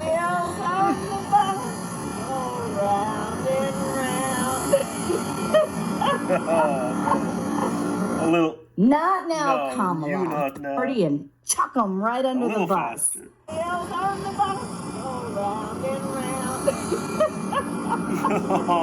Not now, Kamala. Oh God, they're I'm doing speaking. exactly. They're doing exactly. It's the stupid Cody show, whatever the stupid show is called. It's Cody. They're doing exactly what people with the worst kinds of trapped priors do. They're doing exactly this. This couldn't have been more. At least I did mine with an air of levity. They're actually serious. They're actually serious.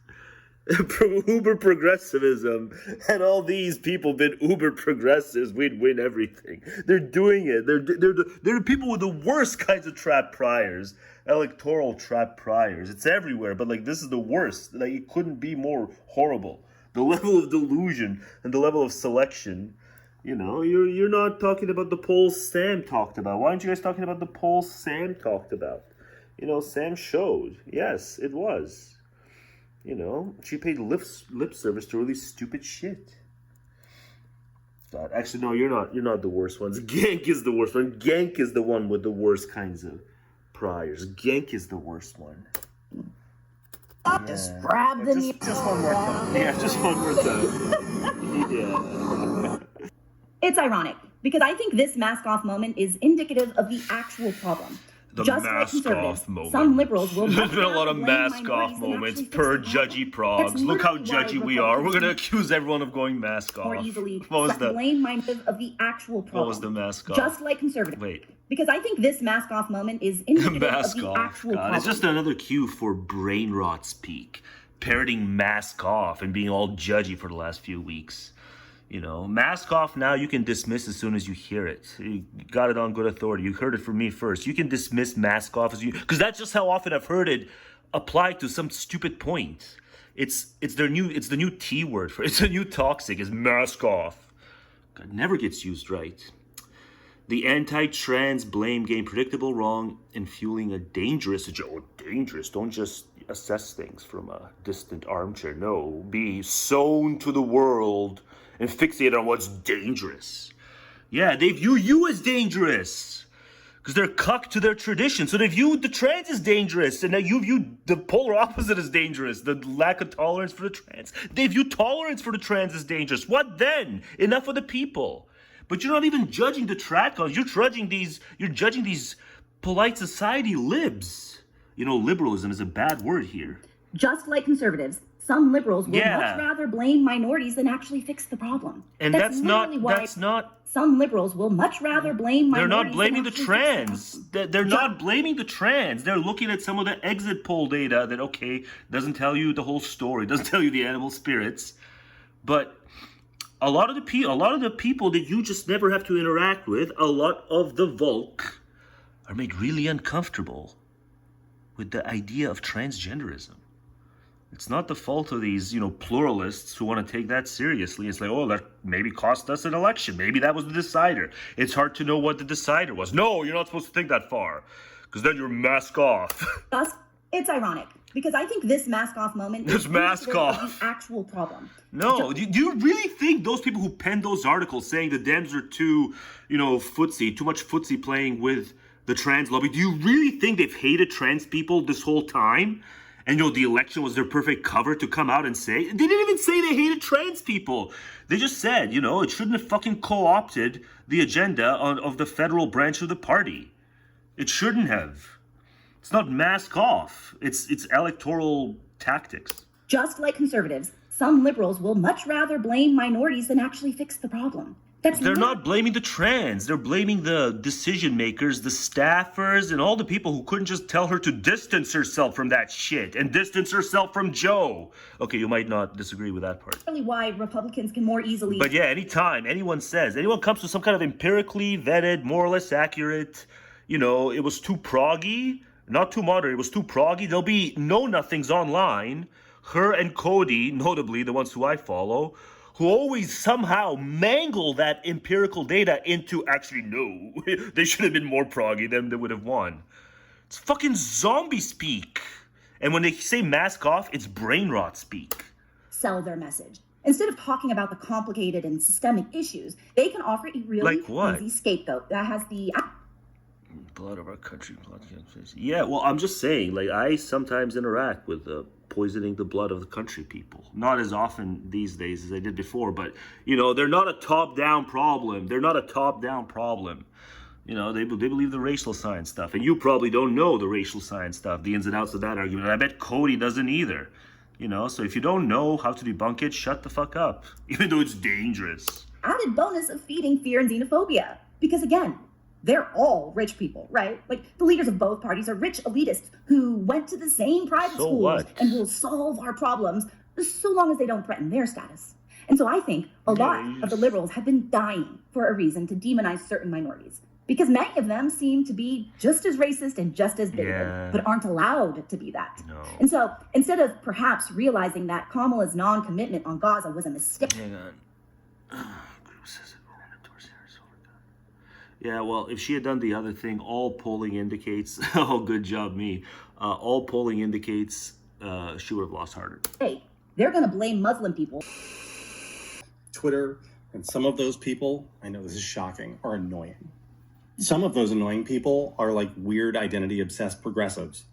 And they themselves can be quite annoying. And I get that, I guess, and I'm sorry for the people who want to take out their frustrations with those people on Twitter, on Democratic politicians. But Joe Biden is president of the United States. And Joe Biden was not obsessed with identity politics, right? Yeah, Kamala Harris ran for president. She was not He didn't repudiate it. He didn't rant on it. Maybe he said a few critical words like Barack, right? He said a few critical words in 2019, but that was it. No, these guys need to rant on this shit. Obsessed with identity, not obsessed with identity politics, right? Cool. Take out their frustrations with those people on Twitter, on Democratic politicians. But Joe Biden is president of the United States. And Joe Biden was not obsessed with identity politics, right? Kamala Harris ran for president. She was not obsessed with identity politics. But she didn't do what I said. She didn't do what I said. She didn't say enough about my identity. Imagine if she came out all menacing. Enough about my identity. You stupid progs. Enough. You guys suck.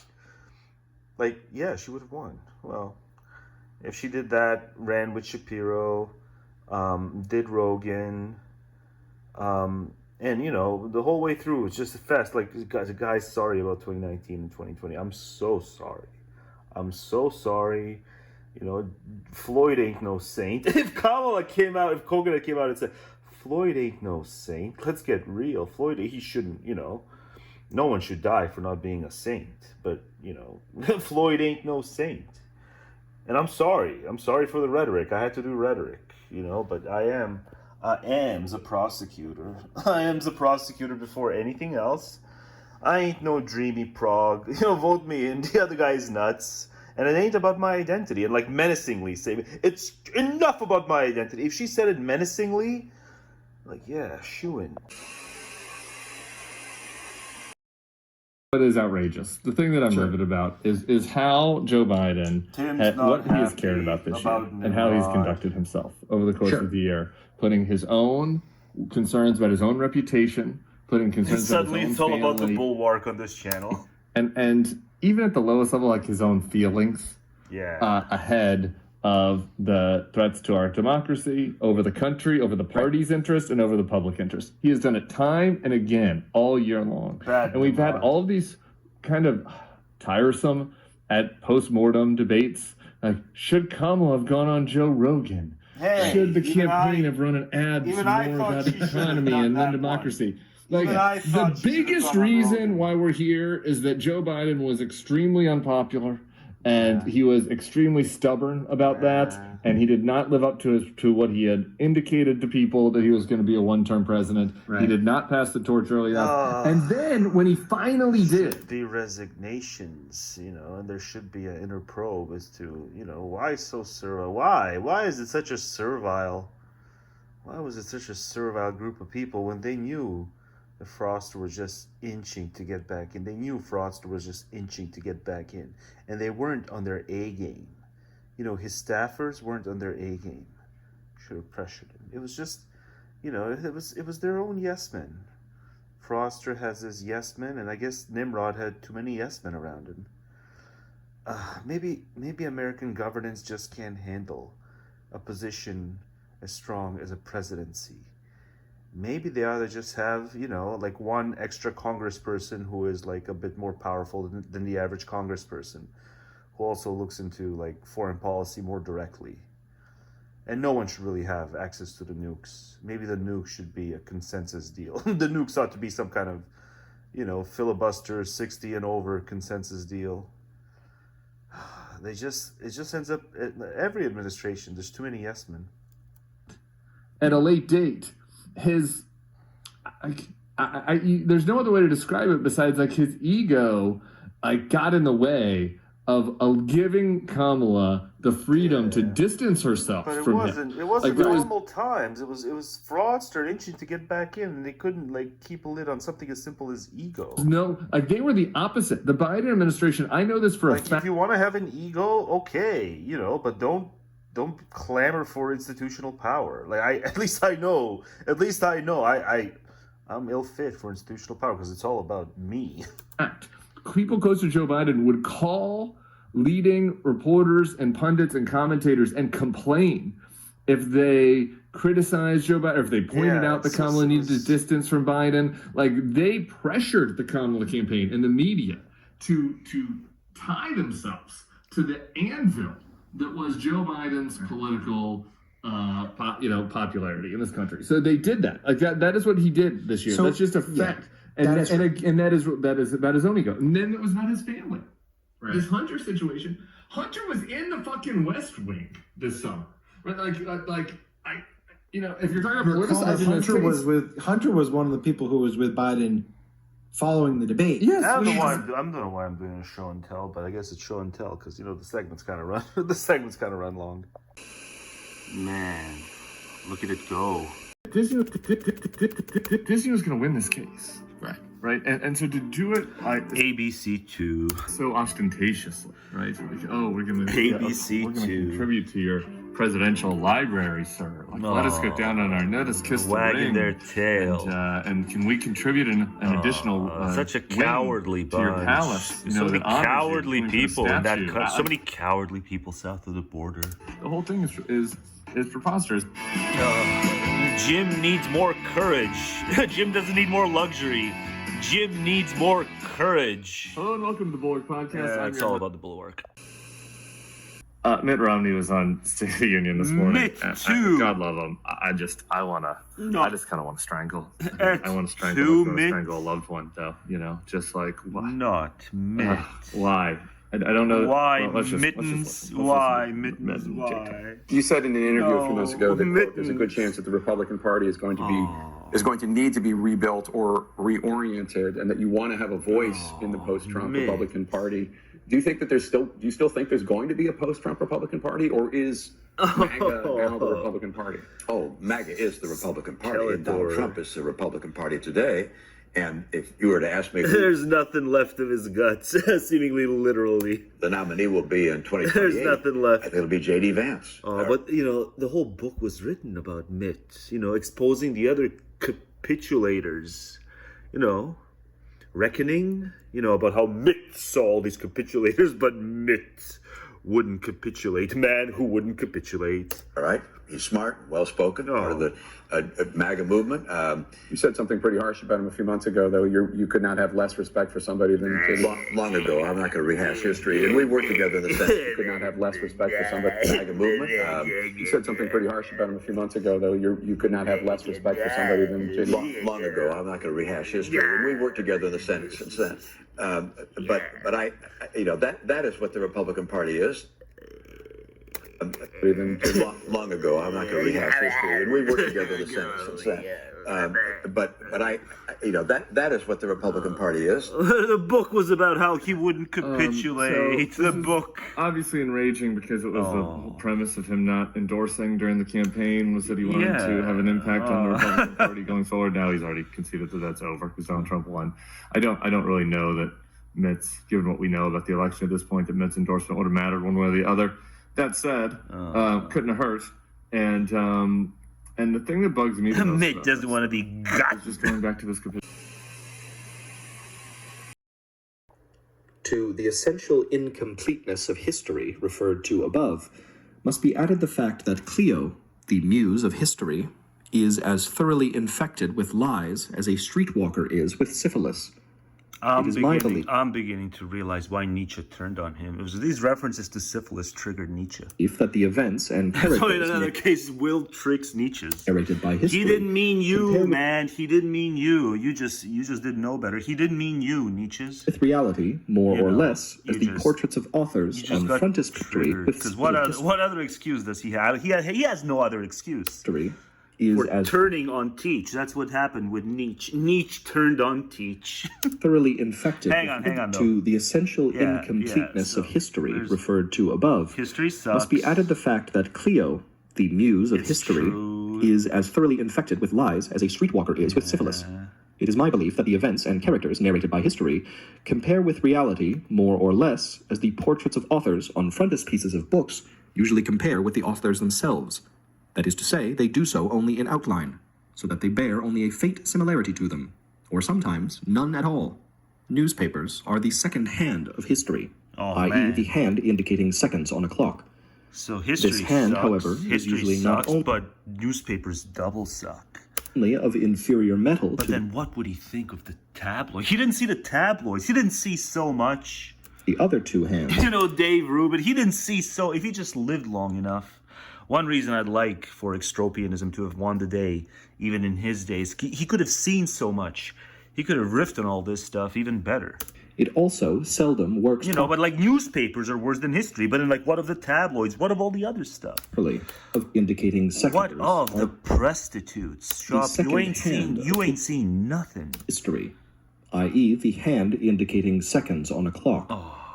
This hand, however, is usually not only of inferior metal to the other two hands, it also seldom works properly. Yeah, the clocks back then, the second handle broke down. The so-called leading articles in them are the chorus to the drama of current events. Exaggeration, in every sense, is as essential to newspaper writing as it is to the writing of plays. For the point is to make as much as possible of every occurrence, so that all newspaper writers are, for the sake of their trade, alarmists. This is their way of making themselves interesting.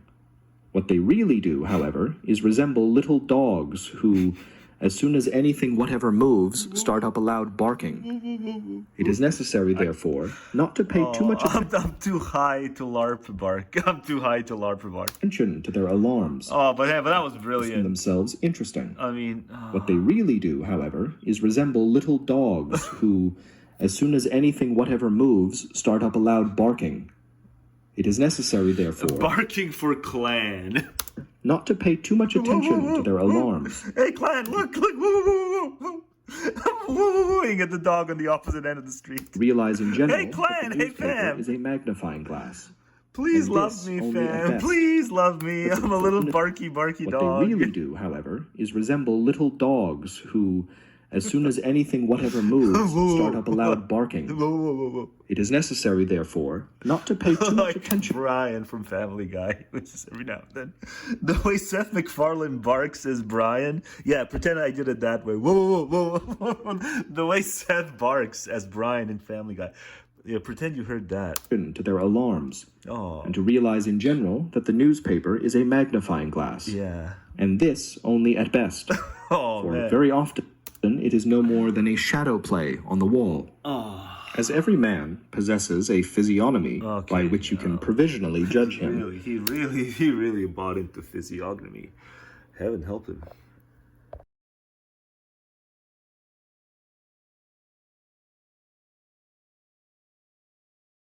And the Bible is my favorite book.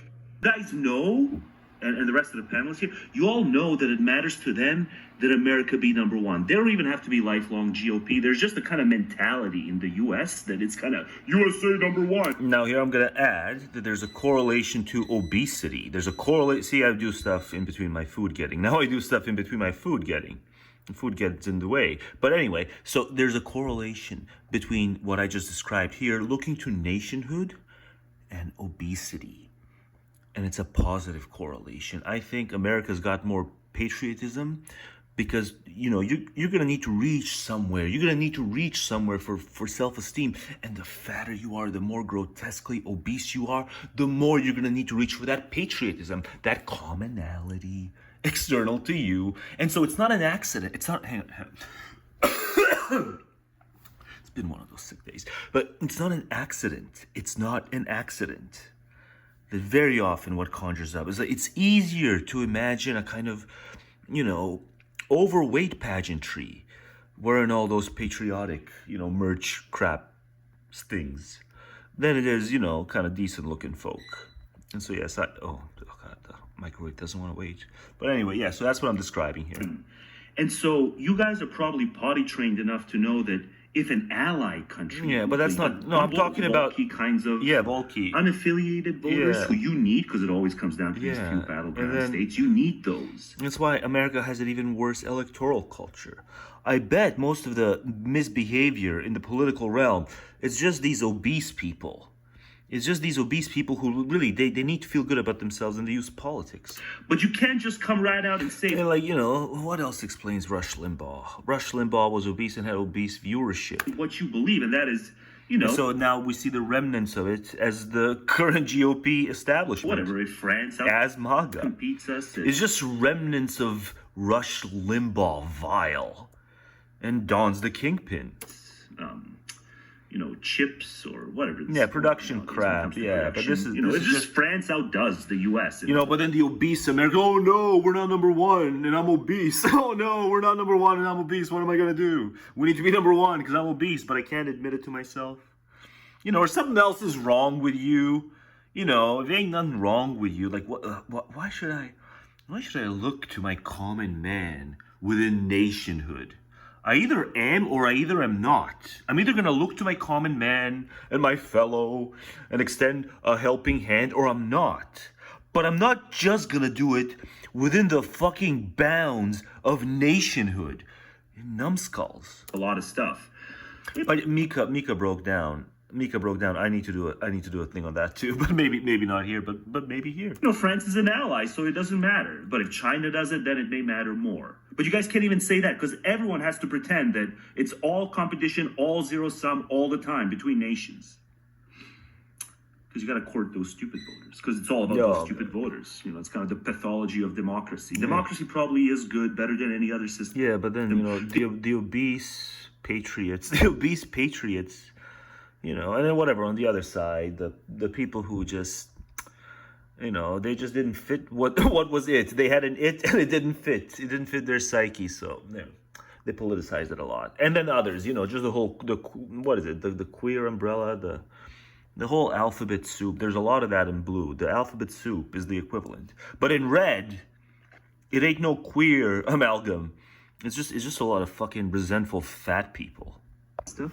You're just too nice and sanctimonious for the intro because you don't have it in you. This is why I joked that Barack would have said, "God, it's a jokey truth. Damn it, son! If we had only had you." It's not for my expertise. It's not for my knowledge of all the facts. And it's certainly not for my kind of continual lambasting of nationalism and even just, you know, calling patriots these fools and blockheads. It's certainly not. I would have to pipe just to make it clear. I understand what I say here. You know, the Dems would gain by my being sold to assist the Dems. Like, I understand there's a bunch of things that have to change as well. Like, that's not lost on me. Namely, the continual, you know, calling of the patriots, assembly line morons. These assembly line rhetorical things work on you guys to make you think you're part of something special. You just engage in patriotism. Yes, last refuge of a scoundrel. You may know more of the facts. And the blockhead. It's just what America's looking for. Yeah, it's me in the sense that I'm irreverent, but it's not me in the sense that I, you know, take a giant piss on their stupid assembly line mentality, thinking that patriotism is fulfilling. No, it's proportionally fulfilling to the extent that you are individually, personally unfulfilled. The more unfulfilled you are as an individual, the more fulfilling your feelings of patriotism are going to be. And that's the kind of stuff I wouldn't be allowed to say out loud. So I'm not saying me from A to Z would assist the Dems. I'm just saying, like, 2/3 of me and my reverence would have assisted the Dems, and they would have made their way to victory. But, you know, no one called, but even if they had called, no, because it would be in my own way, then I'd be feeding the woke beast. But also, just to say, you MAGAs, your MAGA triumphalism, all this stuff, you guys didn't score any touchdowns here. All you could have done, realistically, is just sat back and watched. Everything he said, you know, no, it wasn't determinative. Everything he said, everything he promised, all the nut jobs he hosted and has now since appointed, all that stuff was not determinative. It was just the other guys who made fumble after fumble after fumble. You didn't have to show up. They just had to show up and not know what the fuck to do. Namely, in part with this, you know, failure to recognize man was at ease Callous. But you don't have any touchdowns. They've got the fumbles. They fumbled their way to a loss. It was external to y'all. Y'all are celebrating too much, even though it was external to y'all. It was cell phone after cell phone. All you did was just sabotage your chances by acting like such a personality cult. Not all 74 million who voted are the personality cult, but all the personality cult does is make it more off-putting and make it so that, you know, there is no teleology. Your own obsessive vibes are gonna be contrary to your own freaking spouted teleology that this is some permanent moment, a nunc stans, and that you got every election in the bag hereafter. No, it wasn't a blowout in terms of a popular vote. It was a clean win in terms of a popular vote. It wasn't a blowout. And the more y'all keep acting like a personality cult, the more likely it is that it's going to be anything other than the kind of theological story you want to tell. You know, MAGA as that which brings about the, you know, fate of Americana. That's the stupid story they're telling themselves. Like, you guys didn't even make it, to use a hockey analogy, you guys didn't even make it to the freaking blue line of your opponent's team. You made it to, like, the center, and then you played the dump. You guys made it to the center, and you played the dump. And the other guys just couldn't figure it out. Like, you know, the Devils in 2000. You know, to show my outdated NHL references. You know, the Devils won the cup in the 2000 by just playing the puck. The worldview is just that much more riven and driven berserk by these group dynamics that make perfect sense evolutionarily. And the American press has failed to to give a thorough account of what the antidote to that is, and that is just cold, dry rationalism. Yeah. And no one in the American blue tent media knows how to tell this story. But then I bring up rationalism again. You know, if age less, a prudent society will recognize that the antidote to that is the advancement of rationalism. Yeah. You want to find meaning? Do it outside of politics, fellas. You want to find meaning? You know, become ever more individually complete. Then you won't need to reach for anything in politics. And yes, including patriotism. Yeah. Is stupid provinciality. It's the provinciality of your belief system. Is patriotism. You don't see the brute provinciality? Now to finish the video with some tunes. Lecky died in his library in 1903. 4. The History of Rationalism. The History of Rationalism is an essay on the decay of medievalism and the emergence of rationalism. No precise definitions are attempted. Medievalism refers to that collection of Christian beliefs and theological dogmas that explained all aspects of reality and had dominated Europe for 1,500 years since first emerging triumphant from the declining Roman Empire.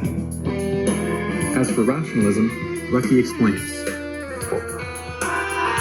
"My object in the present work has been to trace the history of the spirit of rationalism, by which I understand not any class of definite doctrines or criticisms, but rather a certain cast of thought or bias of reasoning, which has during the last 3 centuries gained a marked ascendancy in Europe.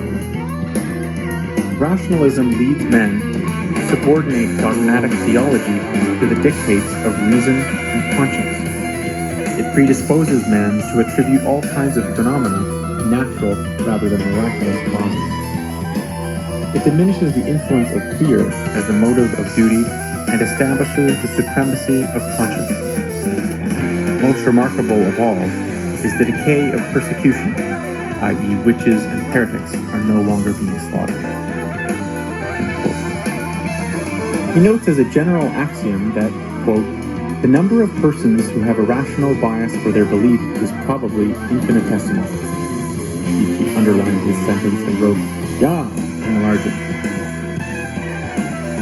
He then develops his general thesis that rationalism did not triumph by the force of logic because people are not logical. Most people think just like they eat, i.e. with whatever utensils they grew up with. The general intellectual beliefs of a given society are therefore not shaped by detailed arguments or other intellectual causes, but are modified by a host of social, political, and industrial influences. Using the history of witchcraft as his first test case, Lecky observes that everybody believed in witchcraft until they didn't. Quote, "A disbelief in ghosts and witches was one of the most prominent characteristics of skepticism in the 17th century. At first, it was nearly confined to men who were avowedly freethinkers, but gradually it spread over a wider circle and included almost all the educated. This progress, however, was not affected by any active propagandism. It is not identified with any great book or with any famous writer. It was not the triumph of one series of arguments over another. On the contrary, no facts are more clearly established in the literature of witchcraft than that the movement was mainly silent, unargumentative, and insensible. That men came gradually to disbelieve in witchcraft because they came gradually to look upon it as absurd." His conclusion, quote, "The follies of the past, when they were adopted by the wisest men, are well worthy of study, and in the case before us they furnish, I think, an invaluable clue to the laws of intellectual development. It is often and truly said that past ages were preeminently credulous as compared with our own. Yet the difference is not so much in the amount of the credulity as in the direction which it takes. Men are always prepared to accept on very slight evidence what they believe to be exceedingly probable. Their measure of probability ultimately determines the details of their creed, and it is itself perpetually changing under the influence of civilization." End quote. The book is an extended essay on the application of this thesis to explain the how and why of the decline of the belief in witchcraft.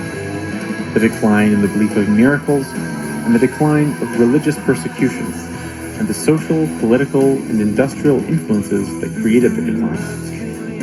In a somewhat rambling concluding chapter, he examines the interplay of rationalism and the rise of modern economies. 5. Disclaimer. This is not an objective review because there's no way I'm going to badmouth this book.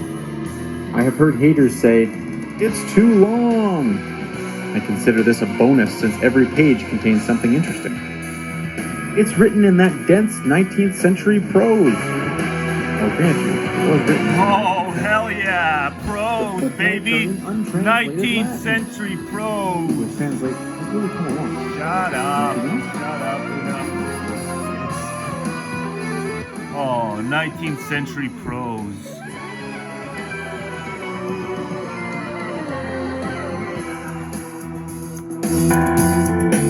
And on it goes. You finish it yourselves. Let me close with this from S, who talked about how what really made her decide to vote for Trump was that somebody tried to shoot him.